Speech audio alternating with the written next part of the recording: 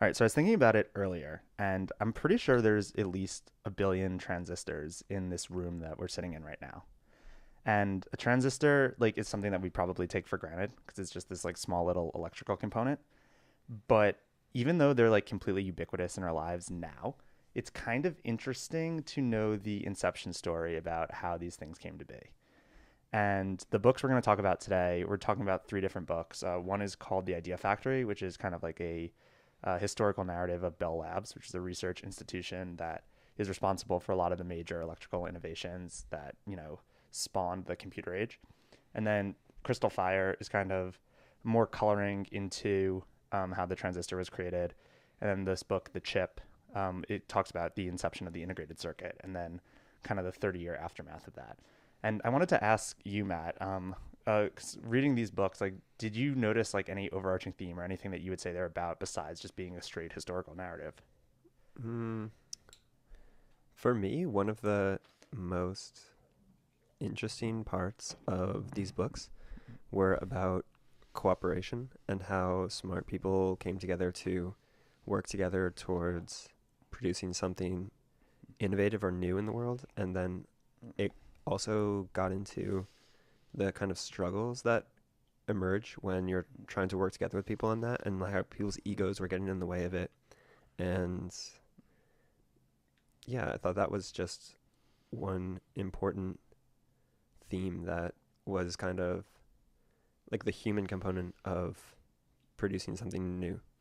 Yeah, there's a really good quote at the end of The Idea Factory by John Pierce, who is the director of Bell Labs during one point. I think it went under a couple different directors, but oh man, I'm gonna not remember the exact quote, but the idea of it is that don't forget the men who actually created this, because again, like electronics are so ubiquitous in our world right now that we kind of have this I don't know, like this perception that they just like came out of these like faceless R&D laboratories from governments and whatever. But no, these were like very real people that are responsible for kind of the computer age that we're living in now. And it's also really cool when you're reading about this stuff, just how recent a lot of it is. I feel some of these people are still alive. Yeah. It's not like reading about like economics where it's like, I wonder what Adam Smith meant when he wrote The Wealth of Nations. Yeah, yeah. It's like, oh, like you can just email this dude and like look up his talks on YouTube or whatever. Yeah. So anyway, yeah, it's a really cool story. So Bell Labs, I guess. So this book, the Idea Factory, is a historical narrative about Bell Labs, and Bell Labs, I guess, was just like some like research arm of AT&T. Like I don't. Yeah. Do you know what the exact like corporate structure of it was? They went into it a little bit in the book.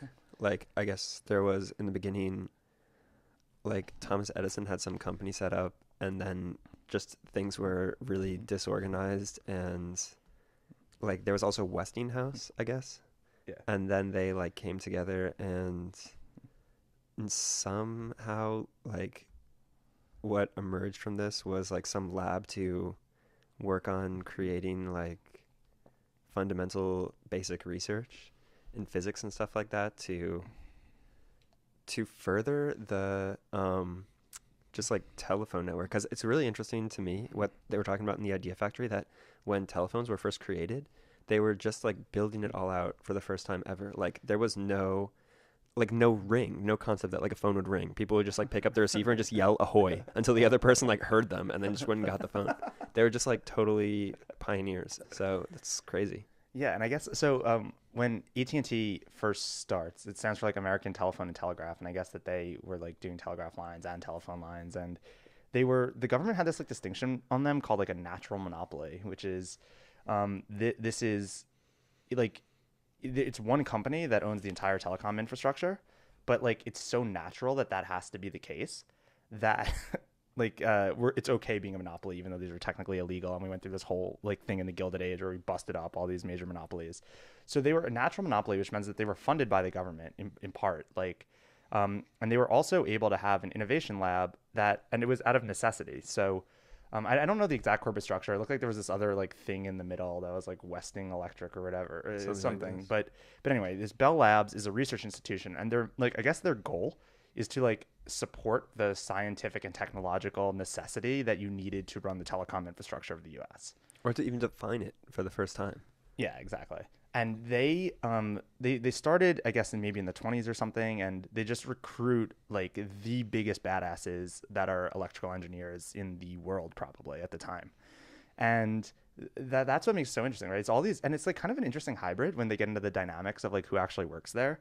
Because you'll see there's some characters that are going to emerge from this story that's going to be really interesting 'cause in very many ways shapes what modern Silicon Valley is.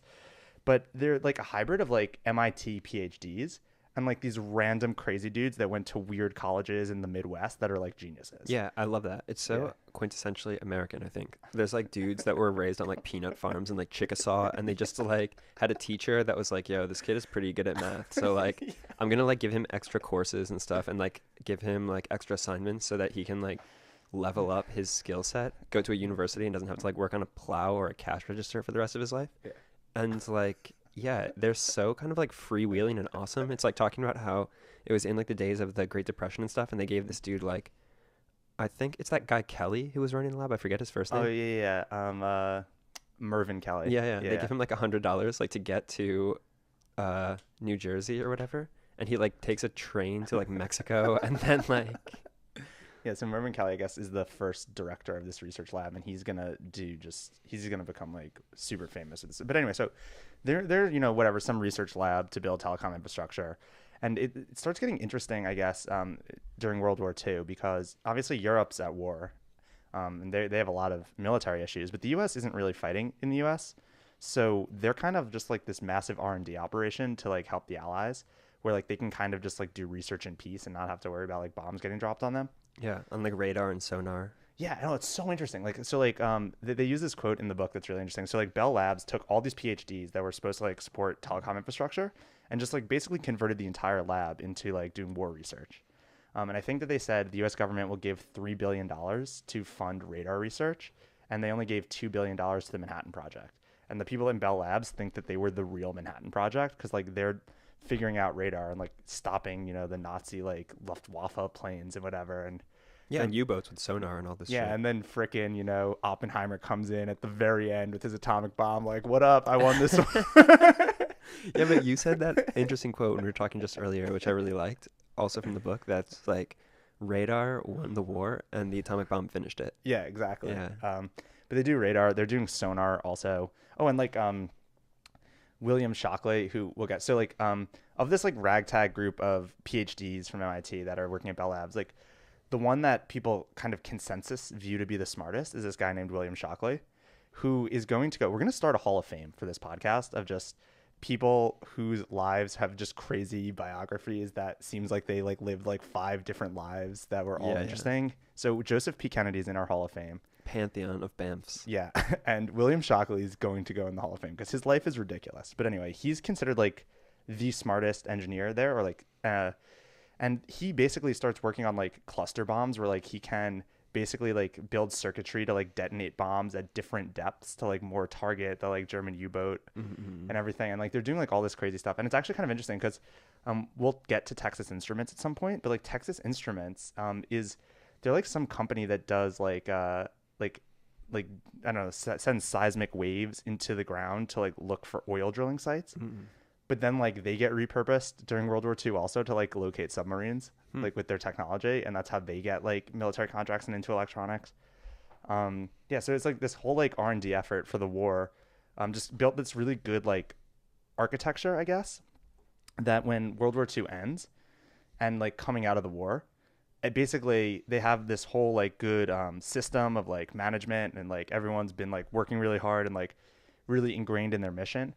And now it's like, okay, the war's over. We can get back to like what we were working on, but we have this like dope infrastructure set up.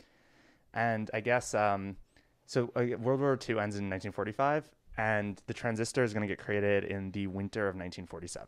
Yeah, but it's also really interesting to me that like in the beginning of Crystal Fire and the Idea Factory, they're talking about how like America was kind of a backwater before that, and like all the real research was happening in Europe in like journals that were published in German, like the Annalinde Physik and stuff like this, and no one could actually like get a hold of this in like backwater colleges in like Washington State and stuff.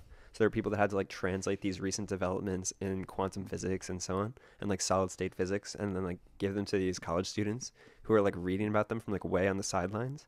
And then how like I also really love the idea of like American pragmatism, like how American engineers are always like, and physicists and so on are like looking into things for the utility that it could bring in the real world. And there was some scene that I remember that like some European science society was talking about the electron, and they made like a toast, like here's to the electron, may it be of no practical benefit to anybody ever. And it's Oh, just wow. like so different. Yeah. Yeah. Yeah, so there's this really interesting theme that's going to occur through all three of these books, and it very much occurs, I think, when you do like any of this like early Silicon Valley stuff. Um, and the theme is that like what drives innovation, which is going to be really interesting. But so like they said that like there's this idea that problems drive technology, which drives science, and that's what AT&T was very much geared towards. Like, okay, we have to make the telecom infrastructure for the entire U.S.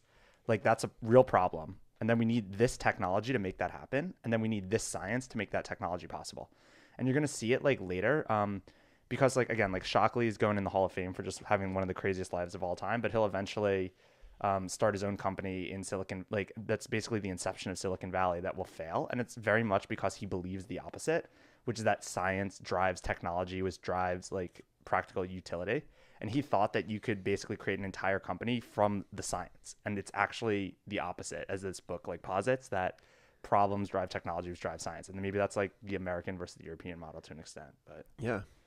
Um, but anyway, yeah. So I guess I should say a little bit like what a transistor is and like what problem it was solving. But also, Yeah. it's a little bit so like problems drive society, drive science. I think is a little bit like so. One of the things that really stuck out in my mind, which I thought was fascinating, was the difference between the model of innovation that we have today, which is like venture funding, and the model of innovation that Bell Labs was, which was like government funding to like this big R&D lab, like supported by a monopoly, where Yeah. like they would have like, so a venture capitalist, if you're like, yeah, I want to do like fundamental research on solid state physics, just like, and I don't see any immediate practical benefit of that, they're not going to give you money, which is fucked up kind of.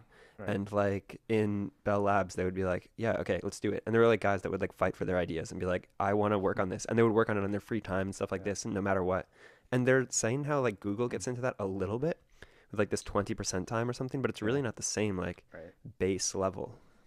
It is kind of interesting, right? So like if you ever talk to, or like I don't talk to these people, but I watch them on YouTube, right? Because that's one of the cool things about everyone being alive is that a lot of them just have talks on YouTube, and they have this like a lot of the Bell Labs and Xerox PARC, which is another big like R&D operation that's going to be massively successful and invent a lot of modern like internet infrastructure.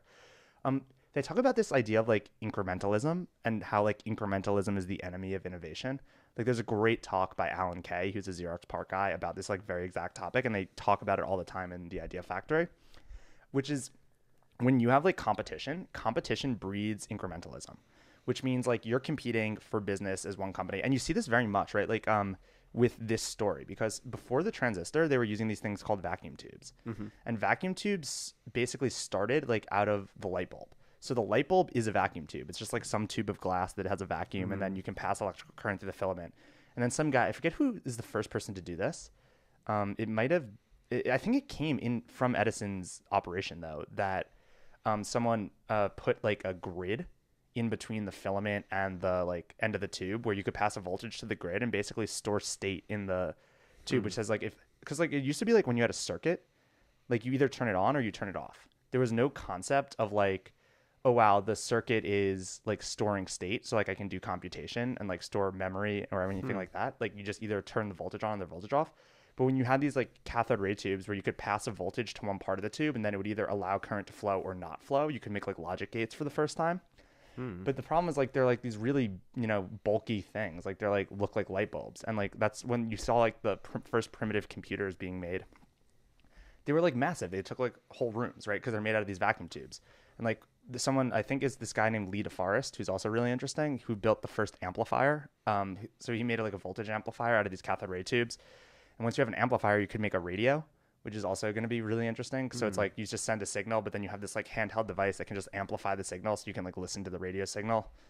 But anyway, if you have this idea of innovation where it's like incremental improvements via competition, you're making vacuum tubes, your competitors making vacuum tubes, and you're just in a race to see who can make an incremental improvement to get an advantage over their competitor. You have quarterly results. Like you don't want to like fall behind to the other company. So you're just fighting to like make these slight improvements. But this idea of like, okay, well, what if we could do computation, or what if we could store state on like they call it like solid state physics, which is like on one single piece of metal. That's like, oh, you can miniaturize like the entire computation part.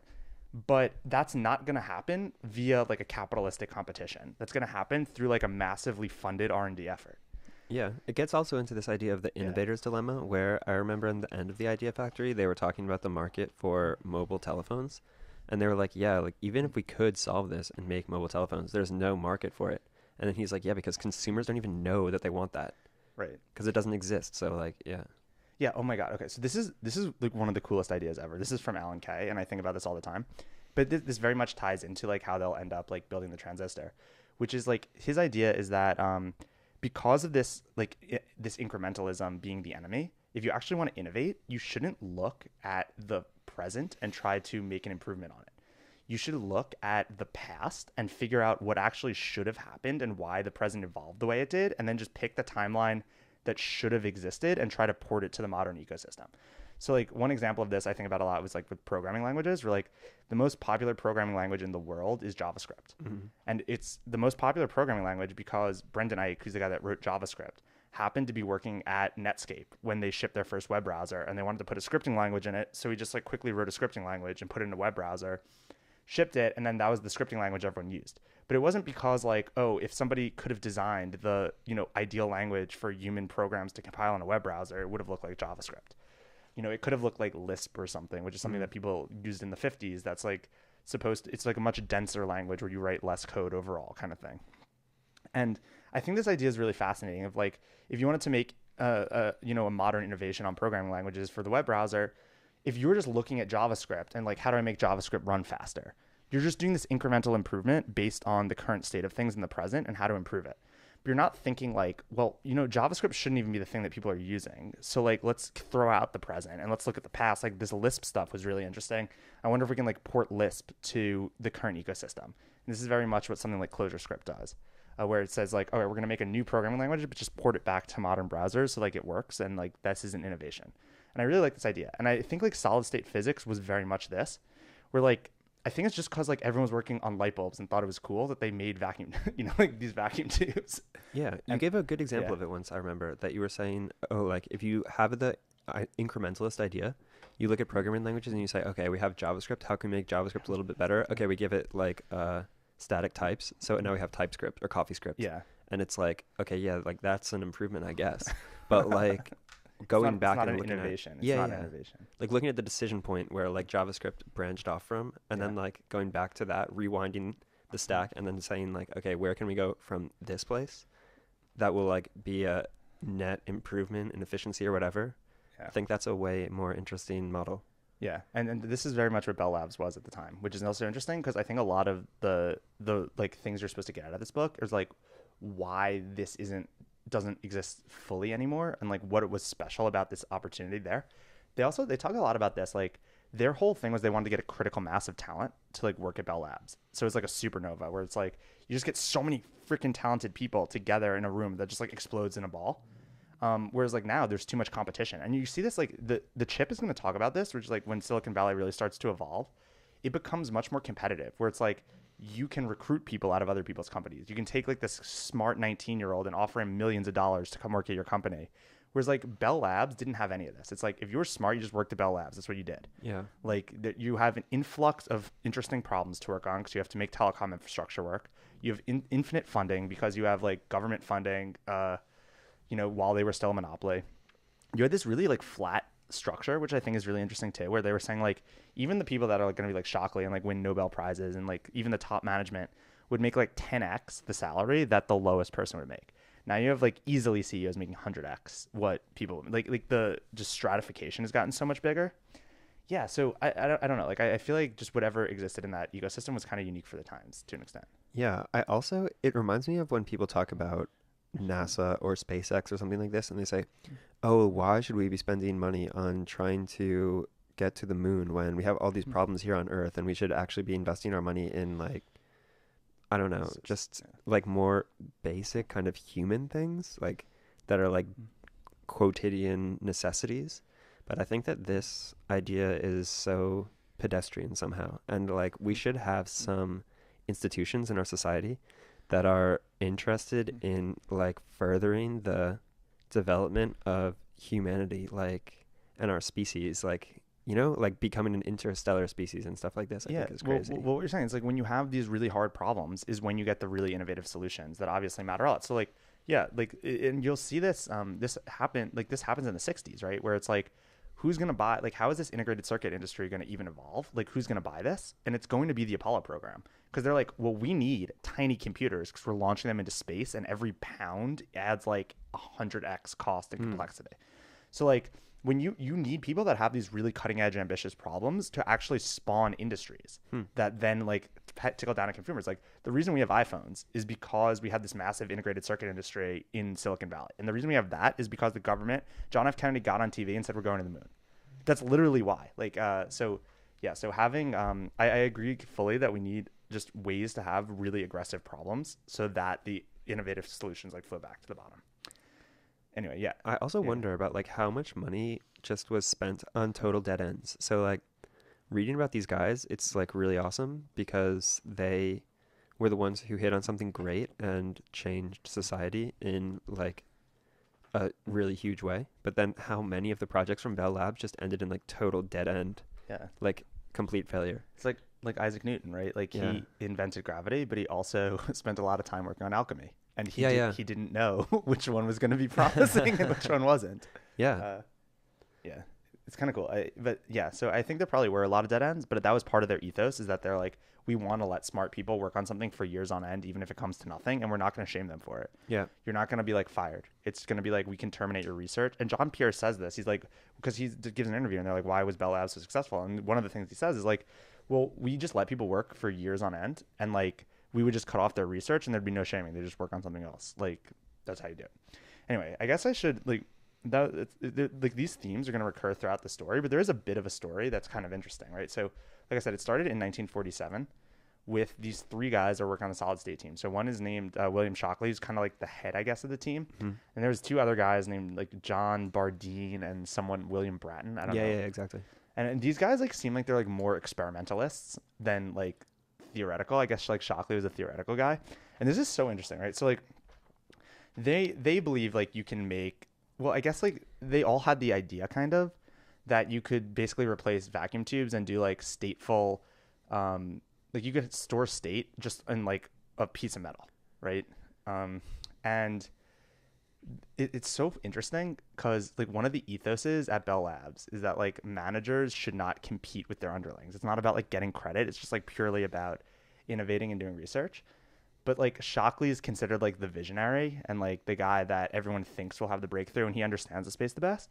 But it sounds like these guys Bardeen and Bratton were more like hands-on and experimentalists, and like the first transistors actually kind of created by them. Yeah. And this is going to be so interesting. So, But so Yeah. to the point about technicians versus theoreticians, I think Yeah. this is really interesting and funny because I work at this startup, and if you're like a cool guy there, it's like, oh, you're a tech guy, like you're really technical, and like this is in opposition to like marketing or anything like that. But it's funny because I for 2 years worked at this research institute in Germany, and at that place, if you were a tech guy or like if you were working on a technical problem, that was an insult because smart people are working on theoretical problems. So I just think it's so funny that people like go around LARPing like, oh yeah, I'm a tech guy, and like just that like in like my mind, they're in some sense when they like make this claim, they're like kind of making an ass out of themselves because it's like I'm too dumb to think about theoretical like problems. I just have to like work out like a technical like you know, like a technician. I'm not like a grand strategist of something like that. Yeah, I mean, I think academia probably puts more emphasis on academia, and then like execution and like startups put more emphasis on execution, which is why like I think the cryptocurrency space in like particular is interesting because it's kind of an overlap where like no one knows who has the top status. Yeah. Like it's like kind of at odds with each other. And it's also kind of interesting because John Pierce again said something about this that I thought was really interesting, where he was like, he's like, academia, one of the problems is that nobody cares what you're working on. Like in Bell Labs, even though it had this like lax vibe where it was like academia, where like the theoretical people had status, like people would still get on you about like what you were doing because you had real stuff to do. It wasn't just like this completely distantly removed ecosystem. And I think that's one of the reasons that just like thing worked. But yeah, anyway, so these guys, Bardeen and Bratton, create something called like a point contact transistor, which is where like you have like two nodes in like some piece of metal and like whatever you can store state, like you can turn it on and off, right? And if you can turn it on and off, then you can put a lot of them together and do like binary computation. It's like a really big deal. And it's also interesting because like a lot of the like theoretical underpinnings of this come out of like World War II. It's like John von Neumann and Alan Turing like are doing like a lot. Like I think Alan Turing released like his paper when like 1951 was like the Can Computers Think paper, which is yeah, but like he like wrote stuff before that, and von Neumann like came up with all these ideas, and this guy George Boole, who they talk about, like came up with all these ideas. British logician. Yeah, about like doing like and/or operations. So, like they knew kind of that if you could just do like these simple operations, you could build something amazing out of it. I think this was in Crystal Fire, but it was a really interesting way to put it. So they were saying about the imitation game that Alan Turing created, where a computer has to tell if you're a person or a the Turing test. Right. Yeah. So this is so interesting to me because they were saying that Alan Turing, as a homosexual in Britain at that time, had to play this imitation game all the time, where he had to like LARP that he was a heterosexual dude, and like that's it was such a fascinating perspective on like a fascinating take or like interpretation of what the imitation game is and like what another kind of like version of that imitation game could be. Yeah, that's really interesting. It's also, they had a really good anecdote, and I think it was in the chip, where I never knew this was the case, but this paper that Alan Turing wrote in 1951, like Can Computers Think, he basically said like in 50 years, computers will be able to speak to us. And like Stanley Kubrick read this paper, and that's why he made 2001: A Space Odyssey, because it was like 50 years after the Alan Turing paper when computers could talk, and they had the talking computer in it. Oh yeah, I thought that was so interesting. Yeah, I was always fascinated. I don't know where this is from, if it's like a book that we both read, but that HAL and IBM are just one letter off. Oh wow, isn't that crazy? That's really cool. That's dope. Yeah. Anyway, so this is really like Bardeen and Bratton, they invent this like they basically make the first working transistor, and it really pisses Shockley off. Like you're not supposed to get pissed off because like they're all working together, but he is the one that knew how big of a deal this would be, and he's like so infuriated that his underlings to an extent like built something, and he's like, this is going to be like one of the biggest inventions of our time. I'm not like letting you guys invent it. So he like goes and locks himself in a hotel room for like 2 weeks. Yeah. And like comes up with an improved design that he calls the junction transistor, which is like, oh, man, it's so interesting, right? Like I guess I don't like, I'm going to get lost if I actually try like explaining how this stuff works, but like the basic gist, I guess, is that like you have like these metals that are really, really good conductors of electricity and metals that are like really, really bad conductors of electricity. But like there's something very interesting about like the what they call the semiconductors, like silicon and germanium and things like this, where they're kind of good conductors of electricity. So if you like dope them, which is like put other elements like in them to make them slightly better or slightly worse, you can create these junctions that like they kind of conduct electricity through, and it's either slightly positive or slightly negative, and this allows you to like manipulate the voltage when you put a voltage there that it like is either conducting or not conducting. So it's actually like the property of the semiconductors that allows you to manipulate it, which allows you to like start doing computation. And it's kind of interesting because they didn't really know like if silicon or germanium would be even better. Like they had to like figure all this stuff out. I think that they like silicon because it's just like everywhere, like it's in sand, so it's like Isn't germanium more expensive too? Probably, yeah. But like they decided like they're gonna make this thing out of silicon, and these guys Bardeen and Bratton do it and infuriate Shockley. So he like spends 2 weeks in his hotel room, like maniacal, and actually invents a massive improvement over their transistor. He calls the junction transistor. But didn't some random Polish dude already invent it or like make a patent for it or something like this? I don't think so. Wasn't it in Crystal Fire that like somehow they were like going for patents, like because Bell Labs is all about this? Well, so that's going to be interesting. I'll get to that in a sec. But anyway, like I'll finish that trade. But yeah, the patent thing is going to get really interesting. But okay, my bad. Yeah, no worries. So anyway, he screws that. I also think that this idea is really interesting.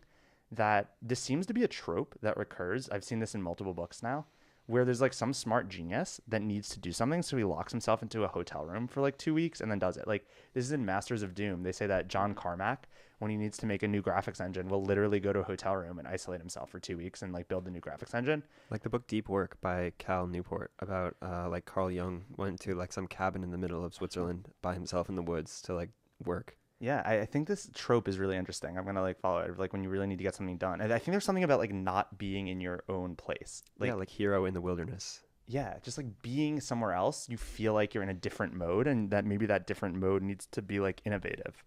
And also Something like weird. away from all the distractions of like Yeah. getting like interrupted by petty bullshit. Yeah. Anyway, so like Shockley like scoops his underlings now, and like it was like considered like really bad form because like they want the managers to like encourage the people under them, not like steal their inventions and improve on them and take all the credit for it. But like that's gonna what ends up is going to end up happening.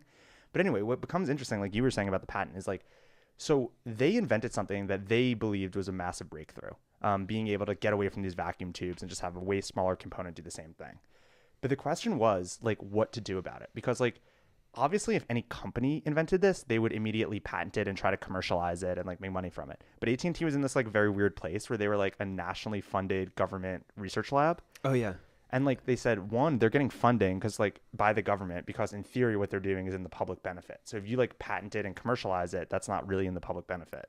Yeah, but also the military like had some aspects of it too, and they wanted to like classify it maybe. So they're Yeah. like trying to like say how innovative and stuff it is, and then also disassociate it from anything that the Navy might be doing or whatever, so that it doesn't get It's classified. also interesting, this idea that they talk about in the book, which is like like big inventions happen simultaneously, which is like some trope that I think is really interesting also, where it's like whenever there's a massive breakthrough, there's always like two people that seem to simultaneously invent it. Like Leibniz and Newton.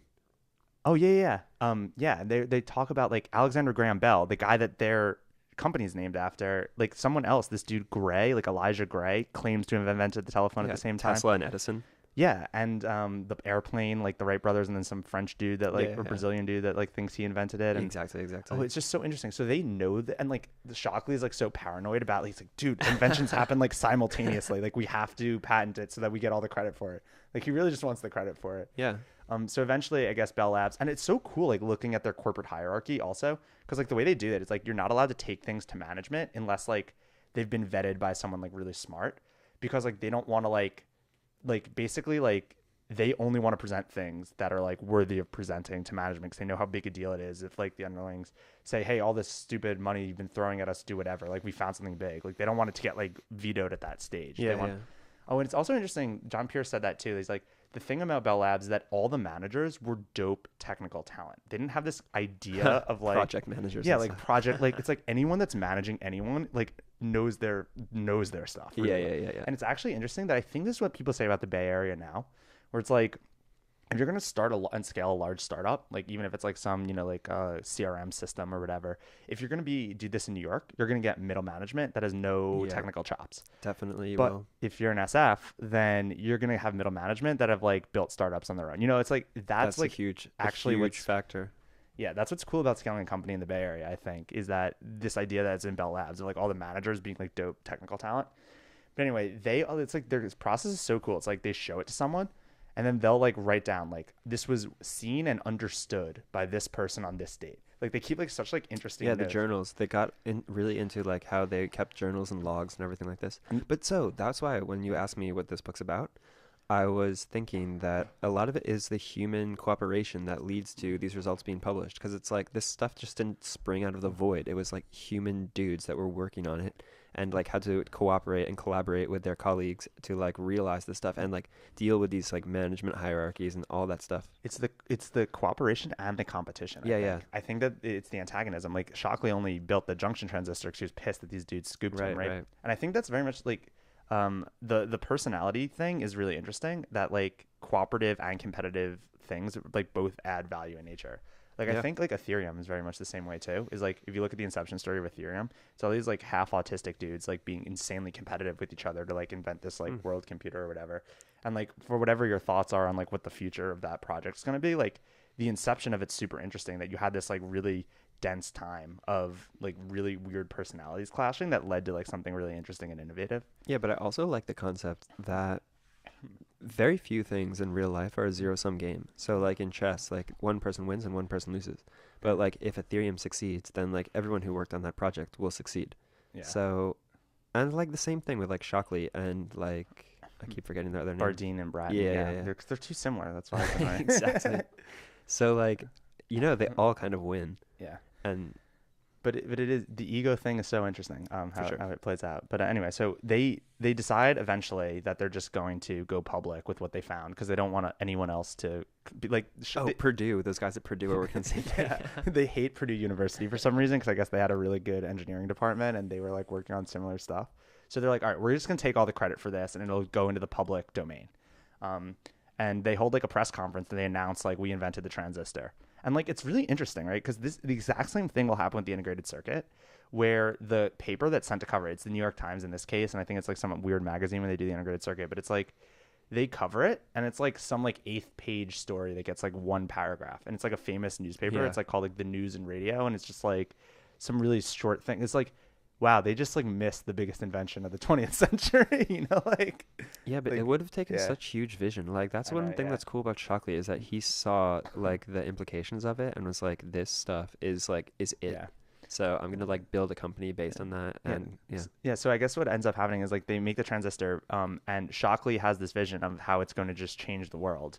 And he's also like Shockley's kind of insane, which will manifest itself, but like he's brilliant but a terrible manager. So like all the people that like working under him like don't really want to work under him, and he like won't get promoted at Bell Labs because like they just won't promote him because they're like, you're just such a bad manager, like we can't promote you. So like, Oh, but I love the distinction. It's like manager of what? So it's like I love it. yeah. At the end of Idea Factory, they're like, Yeah. okay, so like people sometimes come up to me and say, Bill Shockley's a bad manager. And my response is, manager of what? Like manager of people? Okay, maybe. But manager of ideas? No. He's like a great manager of ideas, Yeah. you know? And John Pierce said that too when he was like, at Bell Labs, they managed ideas very well. Yeah, yeah. Like that's what they cared about. It's like even if like you're hurting people, the idea is Yeah. what matters. Like bringing the Amazing. idea to the Amazing inception. distinction. Yeah, I agree. I think that's really interesting. But anyway, so Shockley eventually will leave, and this is so interesting, right? Because this is the inception story of Silicon Valley. Like it's Yeah. so fascinating. He leaves to start his own company to commercialize transistors, right? Because even though they had invented it, it was still non-obvious, I guess, how they were going to mass produce them, like what the production would be, what the demand would be, who would want to buy them. And I think like one of the first use cases was radios, right? Because radios were really Oh, big. yeah, like Sony and stuff, right? Well, not Sony yet, because but like it's actually interesting that Texas Instruments will be one of the first companies. Oh, yeah, yeah. Like they start making transistors, and they have some guys with serious vision there that like convince this company Regency. Who did they poach in Crystal Fire? They like poached one of the Bell Labs guys to go work with them. Oh, I don't remember, but Yeah, whatever. who they pushed from Bell Labs specifically, but like Jack Kilby is gonna work there, who I'll get to at some point. But anyway, so Shockley starts his own company to manufacture and mass produce transistors. And he is so good at recruiting. And also he wins a Nobel Prize at some point. So like Barton, Bradeen, and Shockley win the Nobel Prize in physics for inventing the transistor. And that's like apparently even like a way bigger deal back then than it is now. Like these guys are like rock stars now. And he recruits like the dopest team in history to come work for him. Okay, we should also mention that Shockley is insane, which I think I did. But he gets really into like this idea that he calls dysgenics, which I had to look up what this was, but it's kind of interesting. What does it mean? I didn't look it up, actually. It's like, okay, so it's the opposite of eugenics. So eugenics is like how to make like the human race better, and like Yeah, yeah. dysgenics is like natural forces that make the human race worse. Oh, yeah, it's interesting. Like, so it's like reminds me of this thing in Greek. Eudaimonia is like happiness, and this eu thing means good. Huh. And so eugenics is like good Oh, yeah, genes. interesting. And dysgenic would be the opposite. Yeah, but, yeah. but I guess it's like, so like war is like a dysgenic effect because it takes like the healthiest people and kills them all. So it's Yeah. like war is like a dysgenic effect on society. Interesting. But he also believes like low IQ people breeding is a dysgenic effect on society and wants to like sterilize people. I heard Elon Musk say something about this once, which I thought was very interesting. That he was saying like he knows like a lot of really, really smart women who have like 0 or 1 kid, and he knows a lot of really, really like normie women who have like many, many children. And I found it even true in my own life. Like people that I knew from high school who I would consider to be Yeah, totally. less intelligent have like kids already, like even more than 1. But like all my friends who are like real smart, real ambitious, and doing their thing at a high level have like 1 or none kids. Yeah, that makes total sense. I mean, it's like Idiocracy. Have you ever seen this movie? Yeah. It's like the plot of Idiocracy. But Elon Musk said that like he wants to have a lot of kids because of this, which I think is smart. He's like, I should just have For like sure. 10 kids. But I think like more He people should. should. I think more people should have this attitude. Yeah. And Shockley donated his sperm to this like genius sperm bank. At one point, like his kid will like not be as smart as him. Like he realizes this because he's like 12 years old and he's like mad and he goes to his wife and it's like, that's you. I know. Like Someone contributed. So, like I didn't contribute these negative genes to our kid. That's my hybrid. Yeah, like somebody asked him in an interview, they're like, okay, so if that's true, like, why are your kids like, you know what I mean? Yeah. And he's like, yeah, it's funny. Oh my god. But okay, so anyway, he starts getting really insane. So he makes like all his employees like take IQ tests before he starts hiring them. Also, polygraph tests all the Yeah. time. And at some point, like it just becomes untenable to continue working for him. I think like they said like so two of the guys he hires is this guy named Noyce and Gordon Moore. Gordon Moore, yeah. Yeah. And who are they going to be the two people that eventually Of start Moore's Law fame. Yeah. Intel. Who are eventually going to start Intel. Although, you know Gordon Moore's still alive? Huh. Isn't this amazing? That's crazy. Like it's so funny. It's like we talk about like Moore's Law, like this mythical thing. This Yeah, dude's yeah, just yeah. like chilling in California. He's like still alive. Like it's amazing. I love the tech industry for this reason. But anyway, so he has like the best team in history underneath him, but he's just getting too crazy. And it's also like kind of a tumultuous time. Like you've talked about this too, like how the 1960s in the U.S. Oh yeah. are like very like it's like a cultural revolution that happened in the US where you had like hippies and anti-war protests and like the Black Panther movement and things like this. So like Shockley at some point like makes his views on like sterilizing the public and like that he thinks like black people have like inferior IQs like public, and like all of a sudden just has like massive political pushback against like him's like you know public figure. Because like think about it, it's like this idea, it's like Nobel Prize winning physicist says you should sterilize half the population. Yeah, I think It's just like a ridiculous. I think it's also interesting though that like he had tenure. He was like a professor at Stanford who had tenure. And I think that this is one reason why like the institution of tenure is something interesting, because it's like gives people a platform when they can't be fired to say crazy things. And just like even if somebody says something that's like totally wrong, it's interesting to like have a platform to be able to say wrong things in like the comfort of like a stable career. And like, you know, like Noam Chomsky is another example. So I don't agree with a lot of the things that Noam Chomsky says, but I think it's good that somebody in the world can like give voice to his kind of unpopular opinions, you know? Yeah, I agree. I love hearing unpopular opinions. I don't know if most people do, but I definitely enjoy it. Yeah. There's this really interesting stuff they get to talk about in the Shockley. So anyway, so like what's gonna end up happening is they call this the traitorous 8, which is like the 8 best engineers at his whatever Shockley transistor company all leave. Oh, and it's also interesting why he was in California in the first place. I think this is really interesting, right? So it's like he could have gone anywhere to start this company and gotten infinite funding from anyone. He chose California, I think, for 2 reasons. One, that Stanford was there, and Stanford was like this really good research institution where he'll eventually like become a professor and whatever. Also, HP was there, so like Hewlett Packard was there. I think that's why a lot of people ended up going there. Like, I want to read more about HP because I think that they're like really good at they're very integral in this inception of Silicon Valley. Like Steve Jobs interned there, I think. Like Shockley went to MIT though, didn't he? Yeah. There's also this crazy story where he like drove across the country with a gun in his oh my god glove box. Yeah, so at one point they said that he wanted to like commit, like they didn't know this until like, oh my, this is also a trope that I'm realizing occurs over and over, which is like some guy that's really famous that they want to write a biography about. So the biographer goes through like all their old stuff and then finds letters and they're like, whoa. So like, it was like with Einstein where they found he had a kid with his first wife because his biographer found a letter talking about a kid and everyone's like, wait, what? He didn't have a kid with his first wife? Like, oh my God. Like, but Shockley like said that he wrote a like suicide note to his wife where he's like, I'm going to go play a game of Russian roulette. Wow. And we're going to see what happens. Which one is that in the chip? I think that they talk about this in Crystal Fire, maybe. But he like goes to play a game of like Russian roulette, and he writes in his like suicide note, I have a 1 in 6 chance of killing myself. Actually, it's slightly less than that because I calculated the odds of the gun misfiring, and it's non-negligible. So that it's hilarious. He's like writing this suicide note, but he's doing these like back napkin calculations about what the actual odds are that he crazy. Yeah, but anyway, so the traitorous 8 all leave and they go to start this company called or they go work at a company called Fairchild Semiconductor. Yeah. So it's like Noyce and Moore end up working at this Fairchild company, which is going to become interesting, right? Because this meme of like simultaneous innovation, when the integrated circuit gets invented, which is going to be really interesting, is that it's going to be invented simultaneously from Fairchild and Texas Instruments. And this story is going to be so fascinating because like the patent litigation of this is going to have a massive effect on how. Oh yeah, it also like weirded me out that these dudes were like, I guess they weren't into it, but the place where they worked, Bell Labs, is interested in patenting everything, which is kind of anathema to me, who has like grown up in the era of open source technology. And so one of the reasons why I got into computer programming initially was that I used to be like very like into Marxism and so on when I was in college, and I just really dug the idea of open source as a Yeah. concept. So like to hear they're trying to patent everything just seems kind of gross to me, but yeah. Interesting. Well, I can see the reason for it if you have to spend all this R&D to like invent something. Yeah, Right? that's true. Yeah. It's like you're investing so much money in it. You want to get some, and then especially as like this will happen in the chip, you'll see that as competition comes in from like the Asian countries that are just like ripping off the American innovations that the government funded, it becomes like really interesting about how much they can protect of that versus how much is going to get commoditized.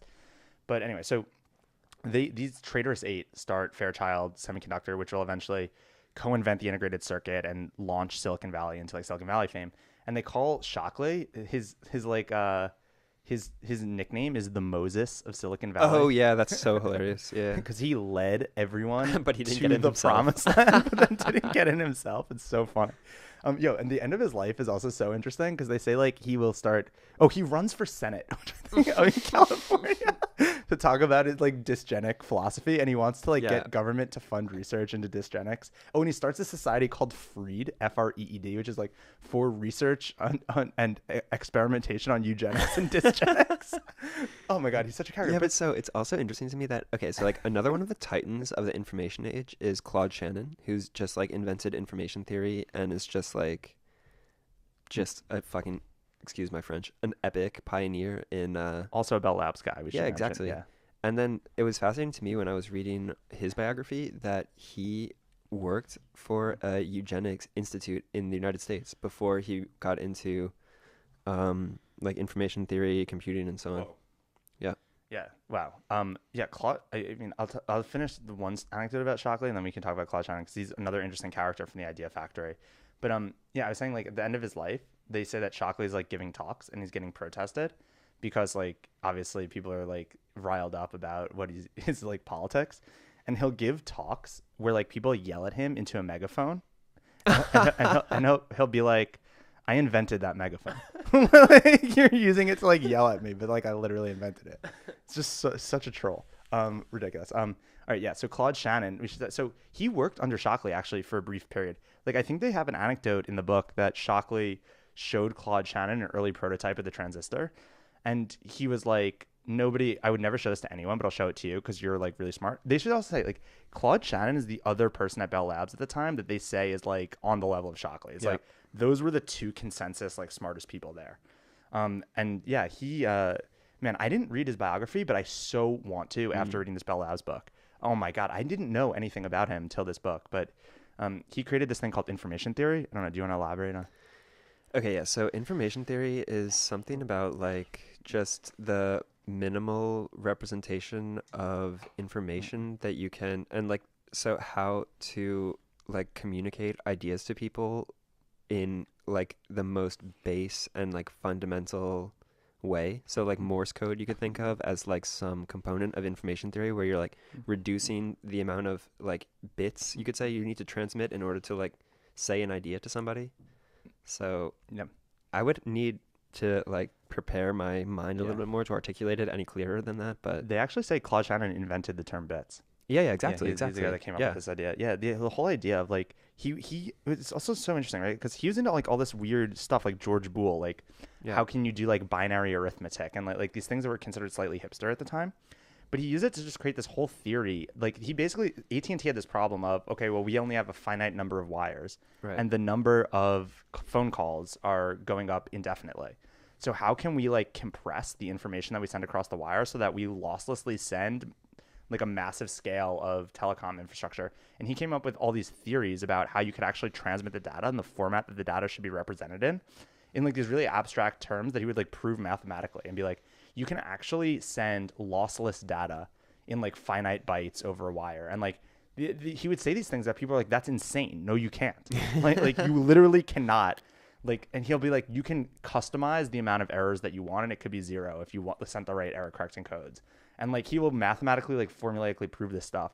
And like people think that just like the work he was doing was just so brilliantly ahead of its time that it's like incomprehensible. Yeah, but what I love about these Yeah. guys is that they're so quintessentially American to me. Like, so Claude Shannon was like raised on a farm in like the middle of nowhere, and then just like, yeah, like I so love that. Just like that idea. I think it's such a like romantic idea of like this dude like raised on the frontier who like just like by gumption and like hard work is able to like, you know what I mean? Like Yeah. contribute so much value to society. And it's like these characters like him and Bob Dylan and so on. Like I just think that they're so awesome and like transcendent in American culture. I think it's interesting that Claude Shannon was able to make such a massive impact in like technological innovation without actually like having to like, manipulate electrons. Like it was all just like theoretical.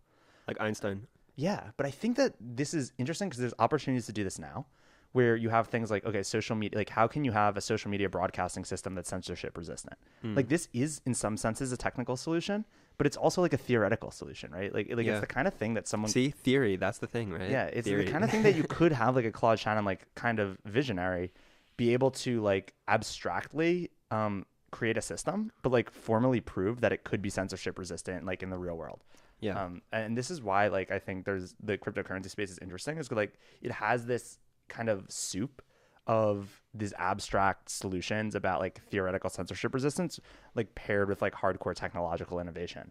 And so like that is what I think is really interesting and inspiring reading it. And I really want to read his biography because he seems like an interesting guy. These guys, to me, like Yeah. these physicists and so on, are so the hackers of their day. Yeah. Because they're just like, okay, we have like hard problems and we want to solve them, but like, so maybe my tool is like Java and like an IDE, and their tool is like a pen and like a piece of paper, but they're Yeah. like still trying to like, you know what I mean? Like crunch hard problems and like come up with funny, like innovative solutions that are elegant and it's just so awesome. Like I always try and think about my own life and like project it back into history just to like give myself context. Like, okay, if I had been born in like in 1887, like what would I have been doing with my life? And like I was thinking while I was reading this, like how cool it would be to be one of those dudes like wearing a suit and like going to work, living in Summit, New Jersey, and like taking the bus to Bell Labs and just crunching on like crazy problems with your friends and like trying to derive all these crazy formulas, reading physics journals and stuff.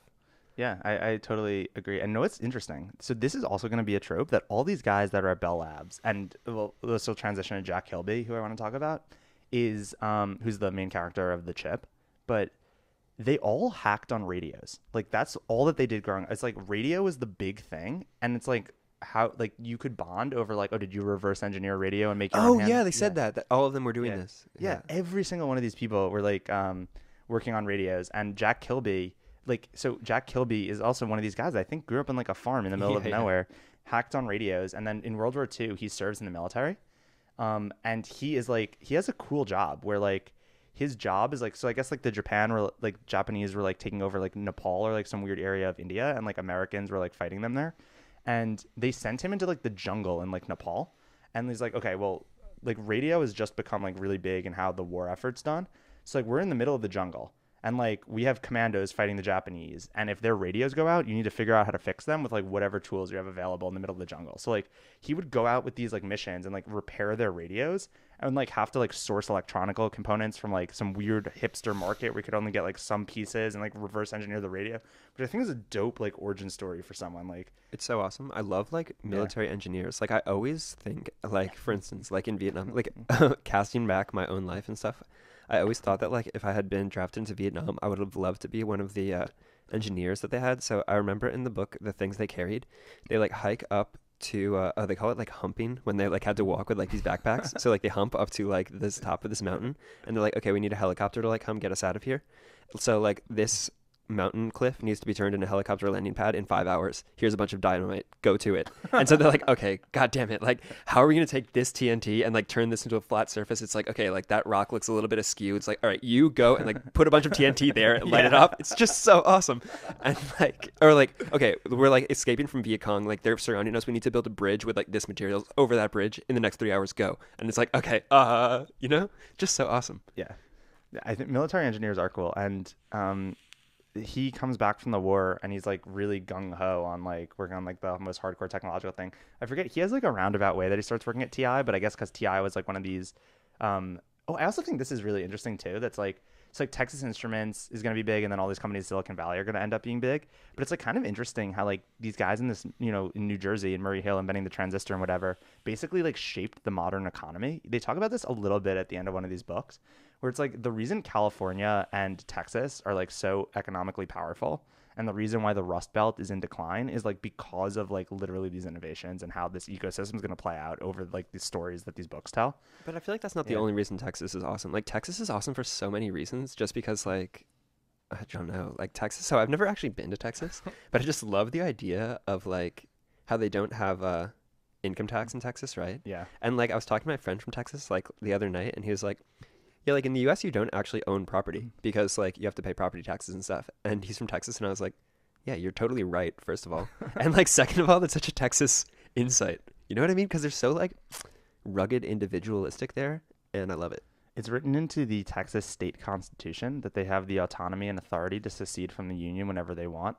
So it's like at any point, Texas could just vote to not be a state. And like it's written somehow uniquely into their constitution that they can do this. I love it. And like the Alamo and like Lyndon Johnson, Texas is just like where it's at. I've never really spent time there. I've only passed through, but that's definitely on my list. I also, I secretly think Dallas is a dope city because Texas Instruments is headquartered there. Yeah. Also, Maxioplex is from Dallas. Yeah. That DJ.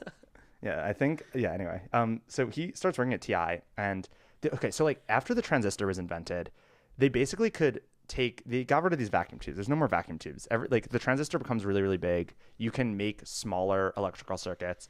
Like you have these things like transistor radios, which are, radios you could keep in your pocket, which were like really big. That's where Sony got it. Like, oh, so, yeah. And it's really interesting that people didn't think this would be a product. They're like, well, everyone likes radios on their desk.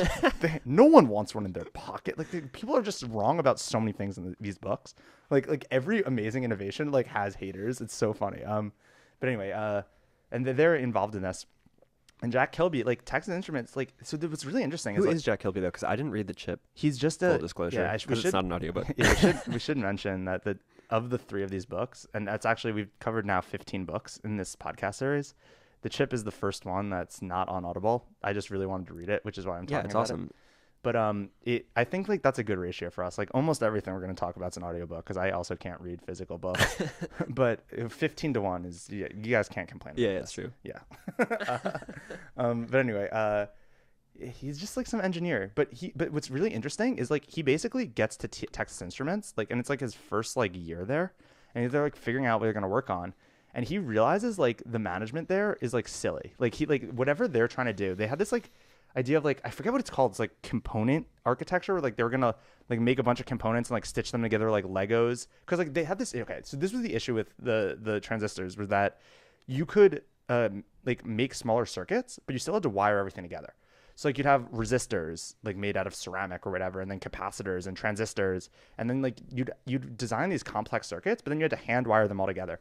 And what's really interesting is like this was all done by women, basically, because they had like more like tactile hands because they're smaller, so like they could.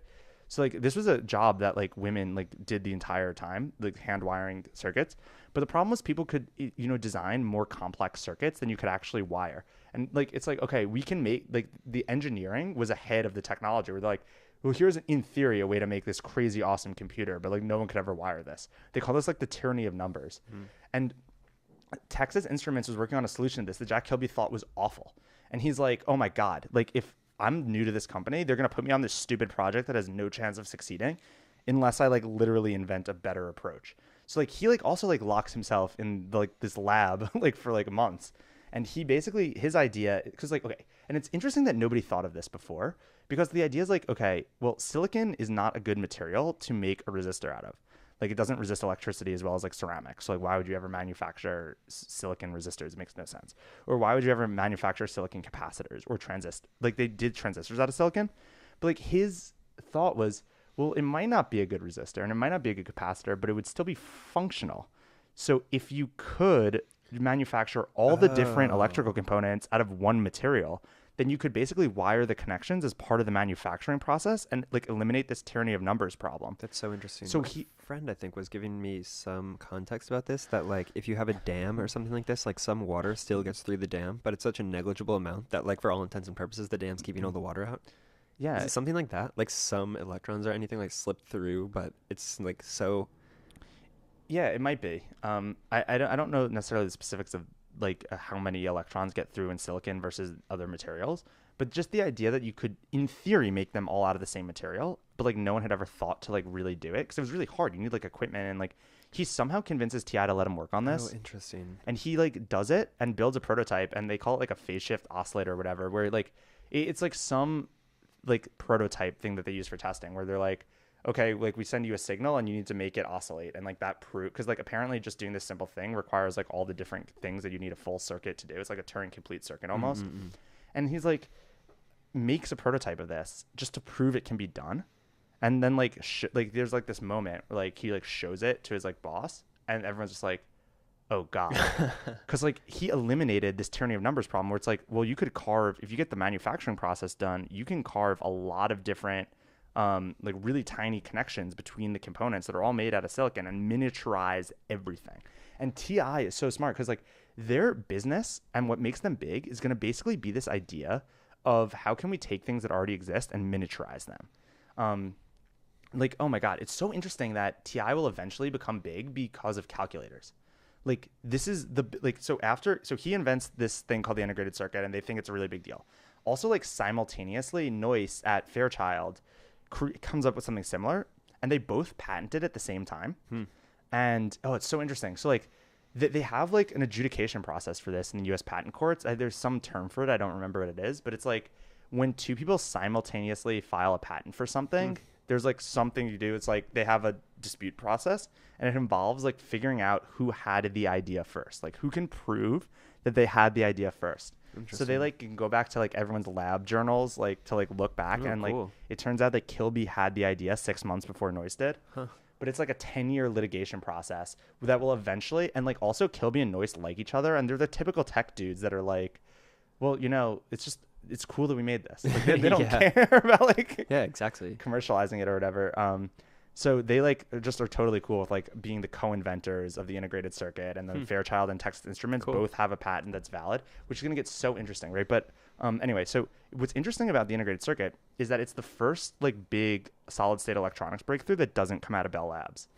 And this is like considered a turning point, kind of, where like Bell Labs was no longer the king, and now it's like way more distributed because you have like, you know, this booming electronics industry that came out of the transistor that now is inventing the integrated circuit, and it's like not in Bell Labs anymore, which is interesting. Although Bell Labs does still like they're still kicking it. Like they're gonna like there's man that book like just it kind of glosses over like the last like 20 years or 30 years or whatever, but they invent the laser. Yeah. That's a big one. C Unix.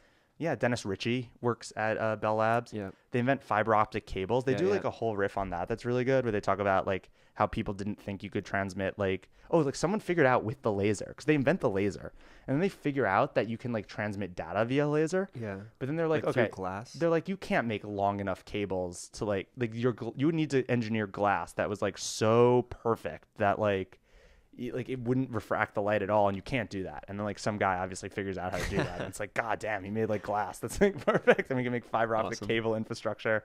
What else do they make? They make satellites at some point. They make like Yeah. that. They have like Project Echo, which is like these massive weather balloons that they manufacture. Oh god, they do like such badass stuff for a while. And then I guess like Bell Labs will eventually, it like dies. Oh, because, oh my god, they die because of this monopoly thing. Oh yeah, which itself is really interesting. Right. So like they're like this quasi monopoly, and basically like Mervyn Kelly, who's one of the heads, and John Pierce, the heads, really fight the U.S. government to not break them up, because they like their quasi monopoly status, and they think that Bell Labs is doing all this amazing innovation, and also like they're working with the military like really closely. So the military is lobbying not to have them broken up either, because they don't want this like more democratic. Yeah, but I read this book by Tim Wu, who's like a professor in some capacity at Columbia, about the origin of the internet. And have you ever seen the movie Brazil with Robert De Niro? No. It's about this weird, crazy dystopian like phone company monopoly that just like owns all the like front to back like phone like components, and you have to call this crazy guy to come and fix your setup whenever it is on the fritz. But he was making the case that because of Reagan and breaking up all of the monopoly of AT&T and like splitting like Bell into like Ma Bell or like Southern Bell and blah blah blah, that this created the preconditions for people like creating routers that would like hook into the phone network and stuff, because before it was like illegal to like, they even had some like third party apps that they were trying to put into phones to like modulate the volume and stuff, and they would be sued by Bell. And so or like AT&T. And so like without like breaking up that monopoly, we wouldn't have had all of the like crazy growth that spawned what we know as the modern internet. Yeah, interesting. I forget the exact like reason that they got broken up. I think it was just like they get sued for like collusion somehow, that they're like colluding to like keep all telecom thing like through their one infrastructure, and it doesn't necessarily have to be the case. Yeah, but there's also the like okay, so it's good to have a monopoly and like keep out foreign competition if you're crushing it. But then like it becomes bad if there's like serious competition coming from abroad, because then they just become like decrepit and like start making stuff that's like really subpar, and if they don't have like people competing with them. So like it's a careful balance. And I remember something they were talking about in the books, that like every 10 years the antitrust dudes would come and like hit them up and they'd have to like defend their monopoly status and stuff. Yeah. And I guess like they talk about this crazy guy that like started MCI and was the first real competitor to AT&T. Because okay, so this is what they were saying at Bell Labs, is that, or I guess at AT&T, it's like, yes, there's a technological monopoly because the technology of running the nation's telecom infrastructure is so complicated that you could not reasonably have multiple companies doing this. You only need one company to do it. But there's also an economic monopoly because long distance telephone calls are really profitable, but short like mobile telephone calls are losses. Right. So like you couldn't have a company operate without doing the entire thing, because you have to subsidize the short telecom. Right. And also rural areas too. Like are not profitable. Exactly. So like the cities subsidize the rural expansion and stuff. But then they say like this crazy dude, and I can't believe I don't remember his name. It starts MCI. Like they get like some exemption where they can like use the AT&T laid cables, but like have to do like separate infrastructure. And he just does long distance calls, so like everything he does is profitable, and then makes AT&T do the short calls. Oh god, this guy's crazy. But then eventually, I don't know why, but the political tide turns against AT&T and they get broken up. And it's so interesting because like you kind of sense this happening now, right? With like Google. With Google, yeah. But AT&T also, this just reminded me, cell phones, like, and like this hexagonal cell phone network. That's so interesting. What was the guy's name? It's like two guys did this. I forget their name. Ring is one of the guys' names. But it's like also Ring. Ring and Ray, I think, were the two dudes. They're just these dudes at Bell Labs that like come up with an idea of like they believe cellular phones will be really big. And they come up with like an architecture. Oh, this is so interesting too. Like when they're talking about the, because like radio like frequencies, right? So like there's only a certain amount of like frequencies that you can send like telecom data at, and before it like gets untenable and like doesn't refract off the like the air properly or whatever. And like it's basically like a natural resource that there's only a finite amount of. Like there's only a certain number of frequencies that you can do, and it's up to the FCC to allocate these. And like there's problems with doing mobile calling, where like there would be interference, where if you had like the same calls and the same frequencies, they would just bounce off and collide with each other. But these dudes at Bell Labs just came up with like a crazy idea to like make architecture where instead of connecting to one cell tower, you had multiple cell towers, and each cell tower had its own frequency range, but then you could reuse the frequency ranges when you were by like a different cell tower. It's like the map coloring problem. Yeah, exactly. Of like how many different colors, what's the minimum amount of colors? It's like 4 or something. Yeah, to color a map where no countries like have the same color bordering them. Yeah, exactly. Yeah, it's like this. And they came up with this really like brilliant architecture, and like they thought it was just like a theoretical paper, and then like one of the guys that's the head of Bell Labs like presents it to the government. He's like, this is what we're doing. They're like, oh my god. But like it ends up like being brilliant and working. But it's like cool that they had to like innovate on all this stuff. But they also are saying, this is so interesting, like that the FCC decided to like they wanted these bands in like the ultra high frequency range to like work on the mobile telecom infrastructure, and the government and FCC allocate them to TV broadcast. And it really pissed them off, because I thought like it's like this TV was centralized, where like mobile telecom is like decentralized. Against like individual expression for like rather than group communication. Yeah, because it's like more like propagandistic to like have the television bands that way. But oh man, so interesting. But anyway, the political tide eventually turns against AT&T, and they break up. But it's also like funny, like with the Google thing now, it's like this is just the same story over and over again. You notice this more and more and more, like all the time, where like the more you read about like history, like you just see the same patterns recurring. It's like For not any sure. different that Google's abusing its monopoly power and like people want to break it up. Like, Yeah, and so it's interesting because like you look at a big monolith like Google or Facebook and you think that they'll exist forever.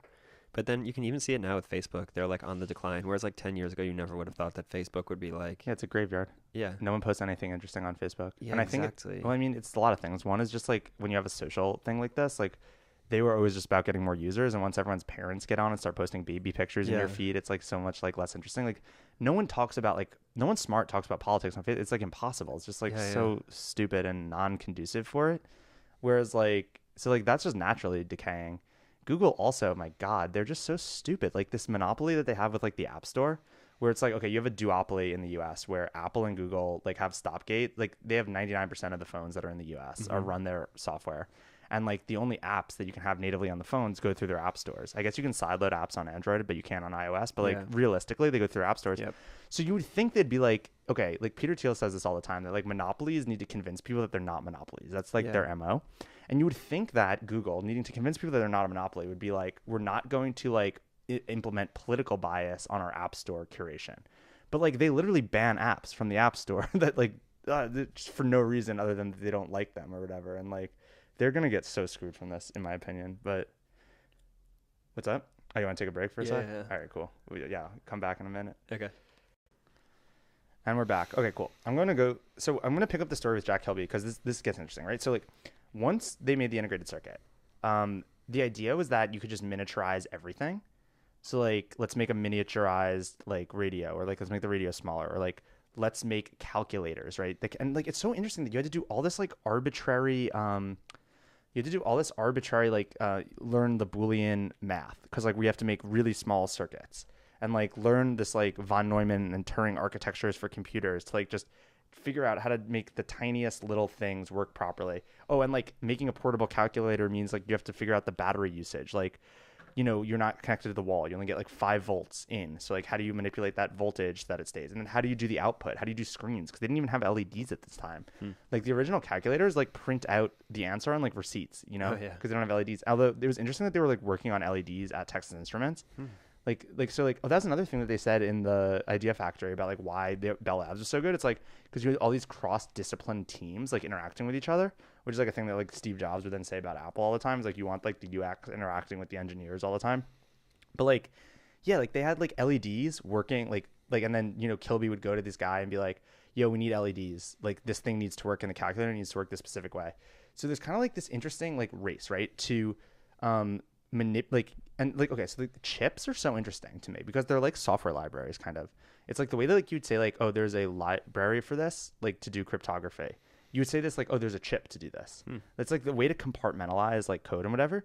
But they didn't at the time have like general purpose, like compartmentalized thing. Like they didn't have chips where you could store memory, read data in, like have some sort of output for it and do the processing. Like they didn't have this like all integrated into one chip. So you need like special ASICs for each Yeah, function. exactly. And this is what Intel would eventually do. This is what like Noyce and Moore leave Fairchild to start. And oh, and it's so interesting because like they leave Fairchild. They leave Fairchild for this exact reason that they just feel like they're smarter than their managers. Where they're like they want to make this general purpose chip and they're like no one will use this. And they're like, all right, we're just gonna do it then.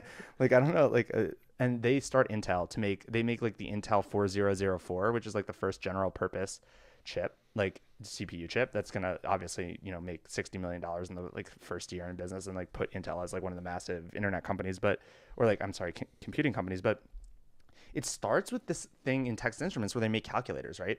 So like the way people were making chips at the time is that they would have a company contract with them, and they would make the chip for that company.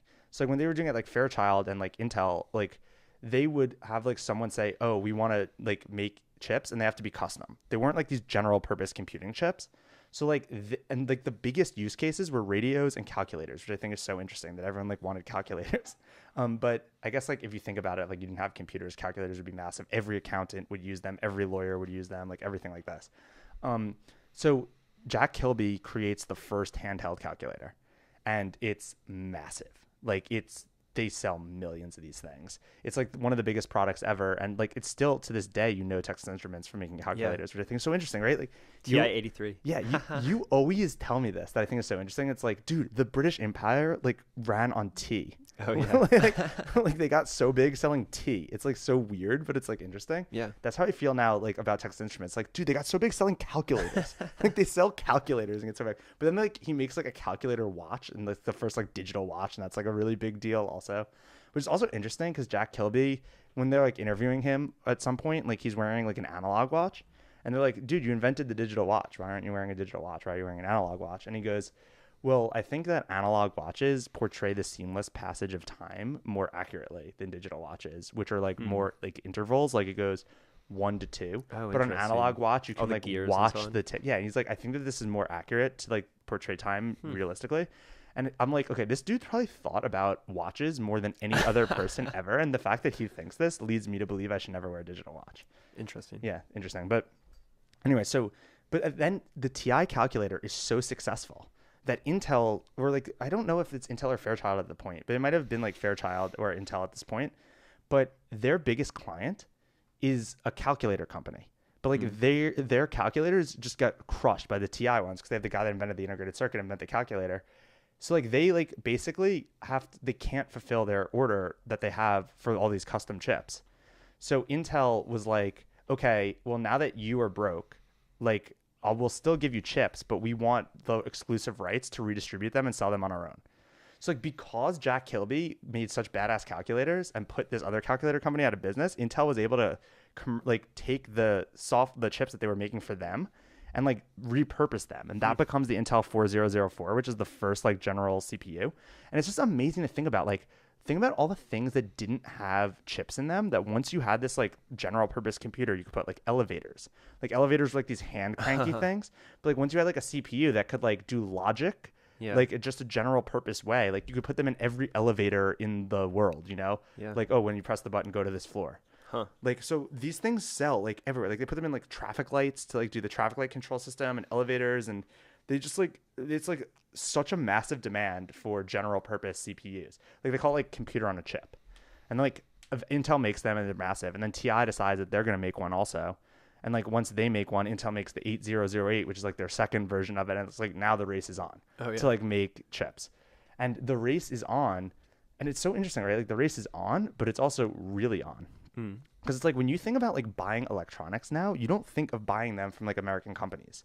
So like what ends up happening in like the 60s is like Japan just starts like rapaciously manufacturing like all these like semiconductors. So like you think of calculators, you think of like Casio, you know?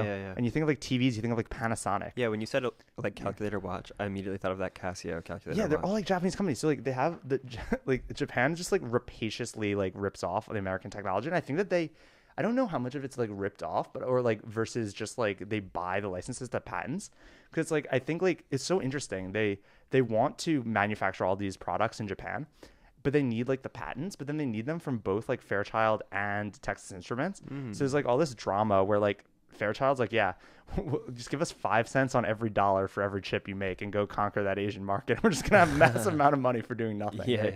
But like Jack Kilby's like, yeah, I don't really want to give you the patent. So like eventually like Texas Instruments like makes a deal with that they can license, Japanese companies can license the like integrated circuit design, but in return they have to be able to let Texas Instruments open a plant in Japan. Open a plant in Japan. And it's like still like at the time the only American company that was able to like manufacture in Japan and sell the Japanese market, which is really interesting. But then like becomes like a big deal that, okay, so one, like people had this like really like almost racist idea that Japanese manufacturing was inferior, because it's like, whatever, like this is American ingenuity, baby, that's like making all these like semiconductors. And like it becomes like a really big deal in the 70s that like everyone starts buying Japanese electronics, and they're not just because like they're cheaper, it's like they're actually making higher quality like semiconductor like chips. And it like is a big deal. Like this dude, I forget what his name is, but he works at HP. He's like some mid-level management. And like in 1979, he gives a talk to like Congress, and he's like, well, HP's making I guess in 79 they were probably not making computers, or they were probably making computers, but it wasn't like really the PC thing, right? It's kind of like this massive race to just miniaturize everything. And eventually, right, this gets to miniaturizing a full general purpose computer. Right. And that's like when Apple and, IBM are going to Yeah, start yeah. getting like really, really big, and Like Microsoft too. Commodore and all that stuff. Yeah, but like this is still like slightly before this. I don't know what HP was doing at the time. I guess they were making like enterprise computers, right? Mainframes or something. Yeah, probably. But then goes to Congress and he gives a talk and it's like, okay, we've ordered millions of chips from different manufacturers. We've tested them all at different scales, and we can say conclusively that the Japanese chips have a lower failure rate than the American-made chips. And it was like this watershed moment where it was like, oh my God, we're getting beat at our own product. Mm. Like we're getting destroyed. And like I think there was this thing in like 1980 where like Ronald Reagan passed a ban on any Japanese integrated circuit with like memory on it that was being sold into the US. They just like banned them. And it's so interesting that the way like, because the entire like last couple chapters of the book are about like this Japan versus US war for manufacturing like electronics, and like that seems like Japan has won to some extent. But like the way that they talk about this war between the US and Japan is like very much the way they talk about US and China now. Yeah, totally. Like you Yeah. can see it with like Huawei phones and Yeah. OnePlus phones. Yeah, and it's just like it's the same meme over and over again. It's like, are they stealing our technology? Like everyone assumes Chinese manufacturing is like inferior, but like, is there going to be a watershed moment where like someone conclusively proves that, like, Definitely there will be. but no one thinks it's possible, right? That Yeah. like, oh my God, one day you're just going to have a phone manufactured in China that has a better processor than the iPhone. Like No no one one, in New York thinks it's possible. Yeah. Why does everyone in the city use iPhone? I don't get it. Yeah, it's really interesting that this just is replaying itself over and over. And it's kind of interesting that Apple in many ways has like become like an integrated circuit company. It's like their proprietary chips are what, allow their phones to be better. And this is still to an extent, it's so interesting. It's like this is the thing that China hasn't done yet, is like figure out how to manufacture integrated circuits. Yeah, Like- or in that book, I remember they were talking about this like smile thing where like they're really good at like mass producing like the 60% of the quality for 80% of the price or whatever. Yeah, it is interesting. And it's interesting that like Japan didn't continue its ascent. Like they call this like the lost decade, where in the 90s Japan's like growth stalled because it looked like they were just like taking over like electronics. Like they were just going to own this and conquer the world. And then I guess like the growth stagnated out, and that's what people think might happen with China now, where it's like knows? it looks like they're about to take over, but are they going to go like lost decade style in Japan, or are they just going to ascend? These problems are so multivariate though and so Yeah. crazy that it's like whenever that's why I always roll my eyes when I read books by economists, because they pretend that they know what's going to happen because they have to. That's their whole job. But it's like predicting the weather. There's just like so many variables that go into it. It's so difficult to say with any certainty what it's going to be in the future. Yeah, no, I agree. It's just interesting to get the context that like this U.S. Japan thing, and now is the U.S. become the U.S. China thing, especially with regards to electronics manufacturing. Yeah. Man, I love like I was gonna say, like, so these three books are really just in this universe of early Silicon Valley history and Silicon Valley inception stories. There's a lot more books down this road. Like I want to do a Xerox PARC one. I think would be really That'd be interesting. awesome. Like Claude Shannon And also even dudes before that, like Paul Dirac and these kind of people who Who's were that? like, he was like one of these crazy physicists, like in the same ilk as like Max Planck and Einstein and those kind of guys. Interesting. You know, like those Dirac equations or whatever? No. I don't either, like specifically, but I know that they're important. Like or Enrico Fermi, these kind of people. Oh yeah, definitely. Or just all those guys that were hacking on electricity, like Lee DeForest and that other dude that made the radio. Like there's some dude that was like like John Ambrose something is like created the cathode ray tube at this time, and like Yeah, I don't they're all really like know just this. people that are like hacking on electricity and stuff. Is kind of cool. Oh, dude, or Tesla and Edison. Yeah. There's a good book I read. It's called Empires of Light. That's about like starts with the inception of electricity, and then it's like the race to. It's like Edison, Tesla, and this guy George Westinghouse that creates like the rival electricity company, and it's just like the business wars to like commercialize electricity. It's kind of interesting though that they talk about this about Bell Labs too. Oh my God! So this is one more thing I want to say about Bell Labs. So it's like interesting that they never really captured the value of the technology they created, like personally for Bell Labs. Whereas like these other companies like TI and Intel definitely did. And even like the Japanese companies like were able to also, but it's like Bell Labs themselves never got like insanely rich from it, I guess. But so there's like this decision point when it looks like Bell Labs is going to have to get broken off for whatever reason. I think where it was like, what are you going to do with Bell Labs? Like, is it just going to become some corporate, like, is AT&T just going to be one of many telecoms? And then Bell Labs is just going to be an innovation center. Like, it would just be like GE Innovation. It would just be like like a, good innovation lab for just one company.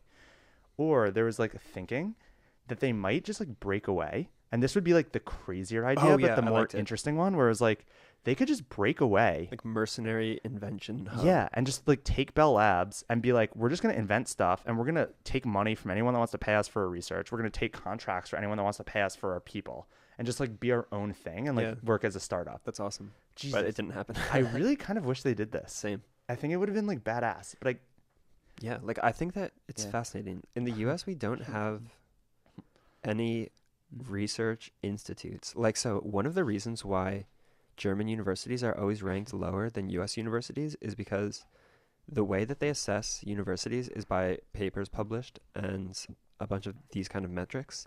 And so in Germany, a lot of the papers that are published are from the Max Planck Institute or the Fraunhofer Institute. So Max Planck is like base fundamental research and Fraunhofer is applied research. And that's why they don't, like the universities like TU Munich doesn't like produce as much papers as like MIT.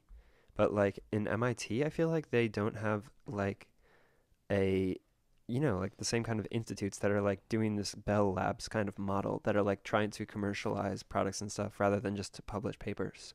Interesting. Yo, I wanted to ask you this too, because I think that this is real, like the real kind of question that you like naturally would get to reading these books is like, where do you think the Bell Labs of today is?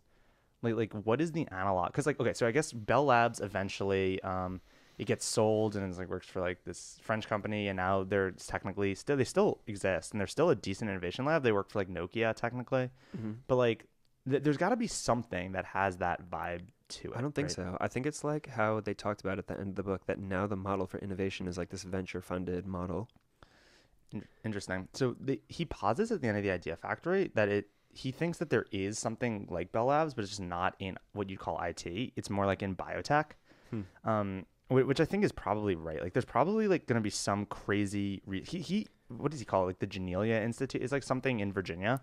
I don't know. I'm not familiar enough with bio. Yeah, but he tech. says like there's some innovation lab in Virginia that might be like the Bell Labs model, but it's just like they're like trying to explore consciousness. Like it's going to be like some That's cool. deep like biotech research where you're just going to have these crazy innovations come out of it. I was also thinking it might be Tesla. That's just something I personally think, where it's like, I know that the smartest people I know all want to work at Tesla. I think that they have an interesting stream of challenges in terms of like battery technology. They have this like added thing that might be like too contentious of like being a public company and all the scrutiny that comes Yeah. with that, and like stock price that you have to worry about, and like Elon That's Musk, true. like being a public figure, Yeah, and yeah. like I don't know enough about their management, but it seems like they could like have something like this. Like the problem you're solving is like you need to make solar power work like at a massive scale, Yeah. right? Like, yeah, I don't know, but I don't know. I think just reading it, like it really like also like makes me like re-up on like you want to be in one of these environments. Like just Yeah, the totally. environment, it's like the, pressure creates diamonds, where like you just, Completely. And I like the idea that you are the average of the 5 people that you spend the most time with. So it's like if you spend time with really smart people all the time, it just level ups your Yeah. mind and the ideas you have and the quality of the thoughts that you generate. yeah, I 100% agree. Cool. I think I don't know. Is there anything else you want to say about these books? There was one other thing, but it's escaping me at the moment. We were talking about Alan Kay before, Yeah. and I like this quote that he had once, that the best way to predict the future is to invent it. Yeah. Alan Kay's the man, dude. All the Xerox PARC guys because Xerox PARC invented all this stuff. They invented like object-oriented programming and like printers. Oh, that's amazing. And it's like, oh, and like the internet and like all this crazy stuff. And then Xerox is like, we'll take the printers. And it's like, what about the other stuff, guys? Yeah. Don't screw this up. And they screwed it up, obviously. But it's also interesting. Like, I don't know enough about them. Like, there's a book called Dealers of Lightning. That's the Xerox PARC story. Ooh, that would be great. Yeah. Okay. So I guess maybe just at the end of this, we should just talk some housekeeping on this thing. I think we want to start keeping like more formalized lists of the stuff we're reading and like have ways to follow along. I think that'd be cool. We had that good recommendation to do this. Who was the guy? Oh, to talk about I forget it, Bay Barnes. I don't know. Yeah. Yeah, And Marshall McLuhan, like you said, that's a good idea. yeah. So I think we're gonna, start keeping a formal list of the stuff that we're interested in reading, and we definitely want to make this kind of more like interactive, I guess. Where like we want to hear from like who's listening, because it's like actually like surprisingly hard on podcasts to like get good analytics. Like it's kind of like you just people listen to it, but like you don't really engage with them in any like meaningful way. So I think it'd be kind of cool to figure out better ways to like engage with people that are listening, like get suggestions of stuff to read and like be able to like keep up so people can read like along with us. I think would be kind of cool. Yeah. I think that's a really good idea, like pre-publishing the books we're going to be covering so that people can kind of follow along in a sense. Yeah. And I think we'll try to get like the message out more. This has really just been like experimenting around with like talking about some of this stuff, but as we like scale up, maybe figuring out better workflows for this. So yeah, totally. So stay tuned. All right, cool. Anything else? That's it from me. All right, cool. That was another episode. We'll keep on it. Yeah.